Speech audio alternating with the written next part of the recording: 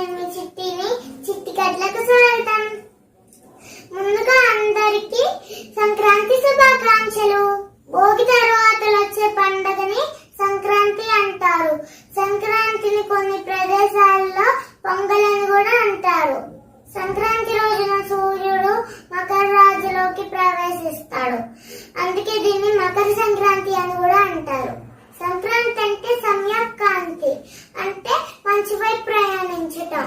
ఇదంత మంచి రోజు కాబట్టి కురుక్షేత్ర యుద్ధంలో గాయపడిన భీష్ముడు సంక్రాంతి రోజు వరకు వేచి ఉండి ఆ రోజున చనిపోతాడు. సంక్రాంతి రోజున ఉత్తరాయణ పుణ్యకాలం మొదలవుతుంది. చనిపోయిన మన పెద్దల్ని గుర్తు చేసుకొని వాళ్ళకి తర్పణాలను వదులుతాం. అరిసెలు, బొబ్బట్లు వంటి పిండి వంటలు చేసి అందరికి పంచి పెడతాం.